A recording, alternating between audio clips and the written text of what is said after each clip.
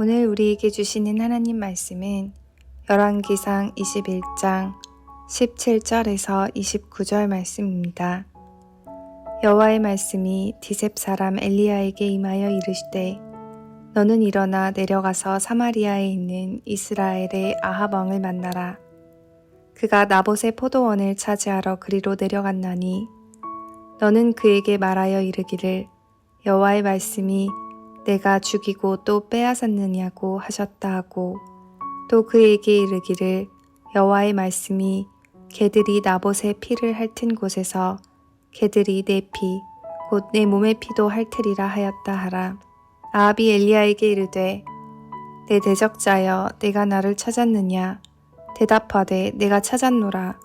내가 내 자신을 팔아 여호와 보시기에 악을 행하였으므로 여호와의 말씀이 내가 재앙을 내게 내려 너를 쓸어버리되 내게 속한 남자는 이스라엘 가운데의 매인자나 노인자를 다 멸할 것이요 또 내 집이 느밧의 아들 여로보암의 집처럼 되게 하고 아이야의 아들 바아사의 집처럼 되게 하리니 이는 내가 나를 노하게 하고 이스라엘이 범죄하게 한 까닭이니라 하셨고 이세벨에게 대하여도 여호와께서 말씀하여 이르시되 개들이 이스라엘 성읍 곁에서 이세벨을 먹을지라.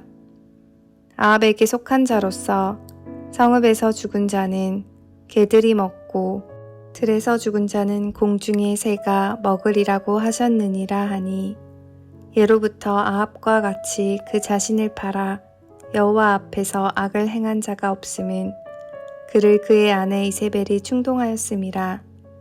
그가 여호와께서 이스라엘 자손 앞에서 쫓아내신 아모리 사람의 모든 행함같이 우상에게 복종하여 심히 가증하게 행하였더라.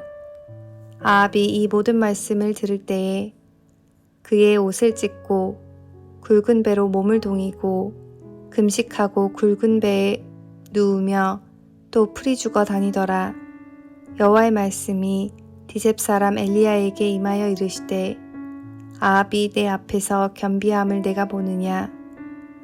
그가 내 앞에서 겸비함으로 내가 재앙을 저의 시대에는 내리지 아니하고 그 아들의 시대에야 그의 집에 재앙을 내리리라 하셨더라.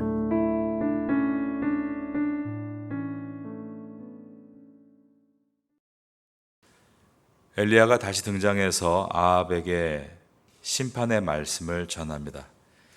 이미 아합을 향한 경고와 심판의 말씀이 전해진 바가 있습니다. 앞에 있었던 열왕기상 20장 42절에 기록된 말씀입니다.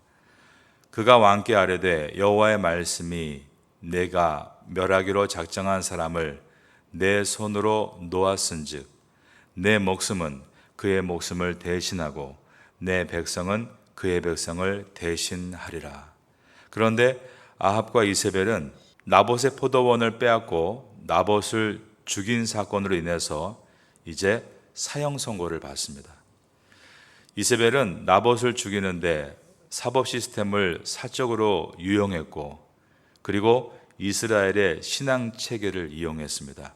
금식이라는 예배의 한 형태를 이용해서 나봇을 궁주로 몰아 돌에 맞아 죽게 한 것입니다. 무엇보다 악행의 대상이 아무 힘이 없는 평범한 백성이었습니다.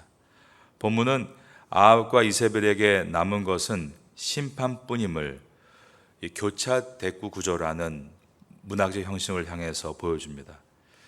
17절에서 19절은 하나님께서 엘리야를 아합에게 보내셔서 심판의 말씀을 전하게 하신 내용입니다. 그리고 오늘 본문 마지막 부분인 28절에서 29절은 비록 심판이 조금 연기되었지만 결국 그들의 운명은 심판뿐임을 말씀합니다. 이처럼 교차 대꾸 구조로 심판에 대한 이야기가 샌드위치의 맨 위와 아래를 차지하고 있습니다. 그 다음 부분인 20절의 상반부를 보겠습니다. 아합이 엘리야에게 이르되 내 대적자여 내가 나를 찾았느냐. 대답하되 내가 찾아노라. 엘리야가 아합을 대면하는 장면입니다. 이것과 또 같은 대꾸를 이루고 있는 것이 아래에는 27절입니다. 엘리야를 대면한 이후에 아합의 반응입니다. 이처럼 엘리야와 아합의 대면이 기록되어 있습니다. 그리고 더 안쪽인 20절 중반부터 24절은 엘리야를 통해 전달되는 심판의 메시지입니다. 그리고 이것과 대칭을 이루는 25절과 26절은 심판을 받는 원인에 대해서 말씀합니다. 오늘 본문 18절에는 하나님께서 예레미야 선지자에게 너는 일어나 내려가서 사마리아에 있는 이스라엘의 아합 왕을 만나라. 그가 나봇의 포도원을 차지하러 그리로 내려갔나니 라고 되어 있습니다. 즉 아합의 아내 아세라가 계략으로 나봇을 돌에 맞아 죽게 만들고 난 후에 그 부부가 기분 좋아하면서 나봇의 포도원을 차지하러 내려갔을 때 하나님의 말씀이 예레미야 선지자에게 임하고 있었다는 것입니다. 위에 15절에서 이세벨이 남편 아합에게 나봇이 죽었으니 포도밭을 차지하라 그러면서 내려가라 라는 동사가 있습니다. 그런데 이 내려가라는 동사와 오늘 본문 18절에서 하나님께서 선지자 엘리야에게 너는 일어나 아합을 만나러 내려가라 라는 동사가 같은 동사입니다. 즉 아합은 포도밭을 차지하러 일어나 내려갔지만 그가 마주한 것은 심판의 말씀을 전하러 일어나 내려오는 선지자였다는 것입니다. 나봇은 이세벨과 공동체 지도자들의 모략으로 공개적인 수치를 당하고 돌에 맞아 죽임을 당했습니다. 그와 마찬가지로 아합에게는 개가 그의 피를 핥는 공개적인 모욕을 당해 죽게 될 것이다 라는 심판이 선포됩니다. 19절 말씀에 개들이 내 피 곧 내 몸의 피도 핥으리라 하였다 하라. 이는 비참하게 거리에 남겨져 무덤에 들어가지 못하게 만들겠다라는 뜻입니다. 이것은 그 당시 문화에서는 매우 치욕스러운 영원한 형벌에 준하는 벌이었습니다. 왜냐하면 이스라엘 사람들은 삶에서 죽음으로 전환되는 과정 중에 중요한 것이 잘 묻히는 것이라고 여겼기 때문입니다. 그래서 성경 구절 가운데 그가 평안히 조상에게로 돌아갔다, 무덤에 잘 안치됐다는 표현이 자주 등장하는 것도 이 때문입니다. 이전에는 아합이 엘리야를 찾아다녔습니다. 그런데 지금은 상황이 역전됐습니다. 아합이 엘리야에게 나를 찾았느냐라고 물었고 엘리야는 그렇다, 내가 당신을 찾아왔다라고 대답을 합니다. 20절입니다. 아합이 엘리야에게 이르되 내 대적자여 내가 나를 찾았느냐 대답하되 내가 찾아노라. 하나님의 심판은 아합뿐 아니라 그와 관련된 모든 사람에게 미치게 될 것이다 라고 하셨습니다. 21절입니다. 여호와의 말씀이 내가 재앙을 내게 내려 너를 쓸어버리되 내게 속한 남자는 이스라엘 가운데의 매인자나 노인자를 다 멸할 것이요. 그리고 이세벨에게 내려진 심판도 아합에게 내려진 것과 비슷한 심판이었습니다.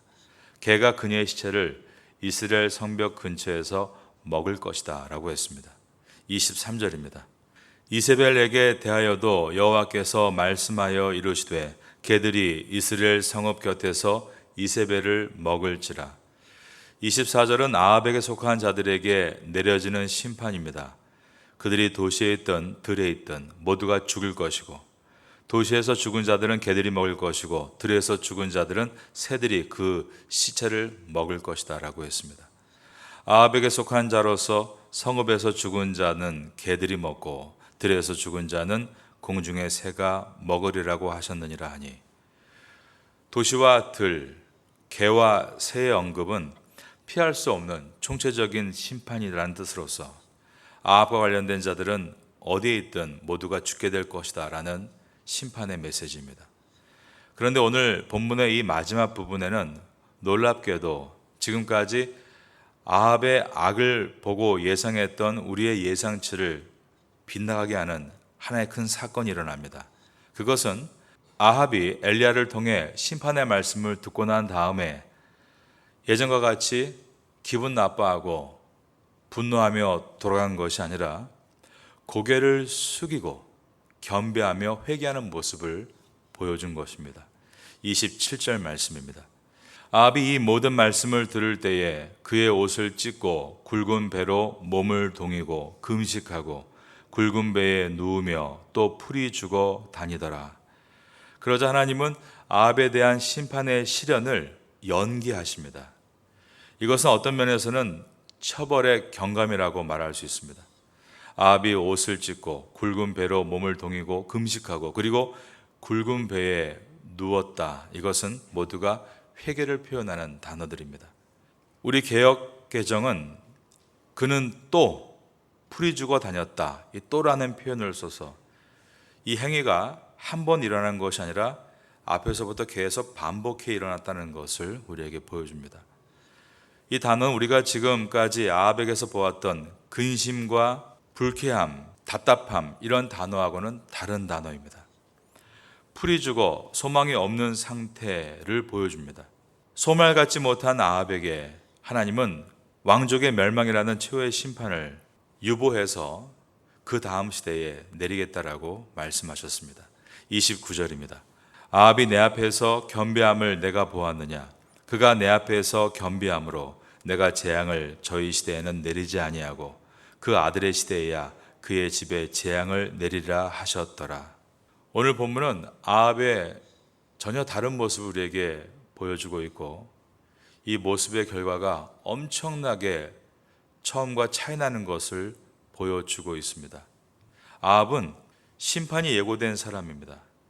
그는 반드시 죽을 운명입니다.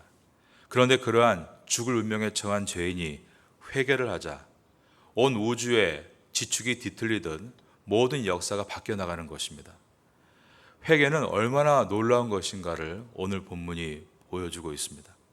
늘 소망을 자기의 명예와 재물과 평안함에 두었던 자가 그 소망이 아님을 깨닫고 소망이 없는 자와 같이 고개를 푹 파묻고 회개하며 주 앞에 나아갈 때 지금까지 있었던 엄청난 무게의 심판이 지축이 흔들리듯 그를 비껴나가는 것을 우리가 보게 되는 것입니다. 우리가 오늘 아합 가문이 받게 될 최후의 심판을 하나님께서 지축을 틀어서 뒤로 연기하시는 것을 보면서 두 가지를 깨닫게 됩니다. 첫째로 생사의 시기를 결정하시는 분은 하나님이시다.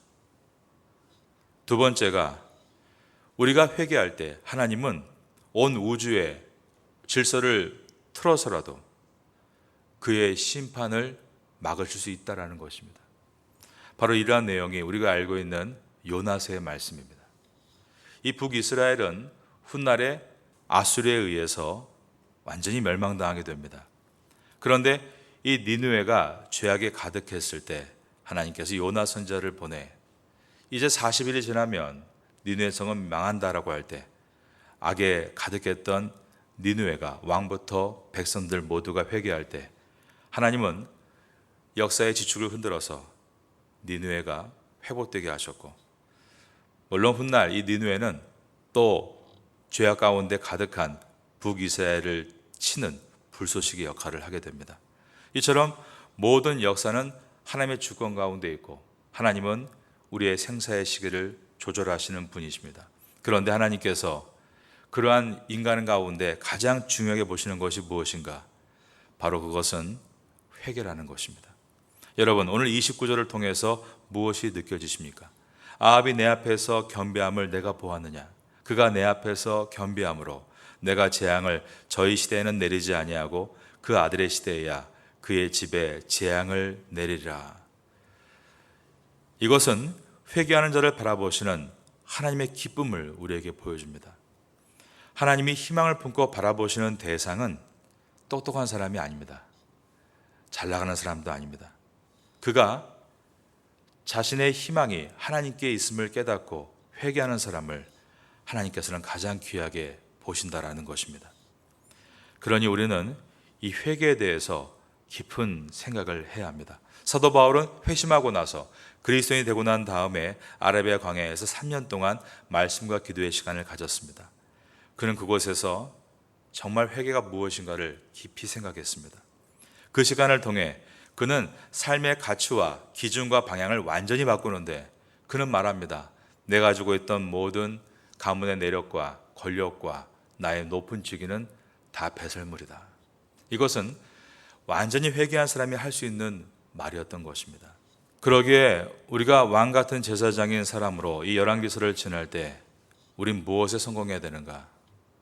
좋은 지도자로 어떤 학문에 성공하거나 또 사업에 우뚝 서거나 우리가 갖고 있는 일들을 많이 확장해서 재산을 증식하거나 그것이 지도자의 조건의 첫 번째가 아니라 다윗 때부터 계속 성경은 말씀하기를 지도자의 첫 번째 요건은 회개에 성공하는 것이다. 회개란 입으로 말하는 것이 결코 아닙니다. 그것은 회개의 시작이고 회개는 삶이 완전히 바뀌는 것을 말합니다. 회개는 입술로 시작해서 행동으로 나타나고 생활로 이어져 삶이 이전과는 완전히 다른 모습으로 방향을 유턴하는 것을 말하기 때문입니다. 이것을 주님께서 얼마나 기대하시고 기뻐하시는가를 이 아합 왕의 이야기를 통해서 우리에게 보여주고 있는 것입니다. 그런 면에서 아합 왕의 이야기는 저 나쁜 A라는 사람의 이야기가 아니라 저 모자른 B라는 사람의 이야기가 아니라 완전히 회개하고 돌이키지 않는 나의 이야기일 수 있습니다. 왕들의 이야기인 열왕기상을 마무리하면서 하나님께서 기뻐하시고 기대하시는 것이 바로 회개이다. 그러면 이 회개가 정말 뭐냐? 이것은 설교자가 여러분께 설교할 수 있는 부분이 아닙니다. 우리 스스로가 우리의 삶의 현장에서 발견해야 될 부분들입니다. 이 회개에 대해서 진지하게 생각하고 이 회개를 이루기 위해 조금씩 우리의 방향들을 돌이켜 나갈 수 있다면 하나님은 그것을 너무나 기뻐하시고 하나님께서 회개한 다윗에게 영원한 축복을 허락하신 것처럼 그 결과 다윗의 자손으로 예수 그리스도가 이 땅에 오신 것처럼 여러분의 인생 가운데 가장 큰 축복은 회개문을 통해서 임하게 될 것입니다. 이 은혜를 기억하고 오늘도 하나님 앞에 우리의 삶을 점검할 수 있는 우리 모두가 될 수 있기를 예수님의 이름으로 축원합니다.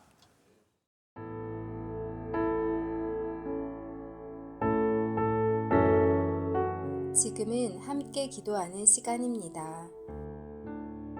5월의 공동 기도 제목은 첫째, 주일에 온 가족이 함께 예배드리는 믿음의 가정 되게 하소서.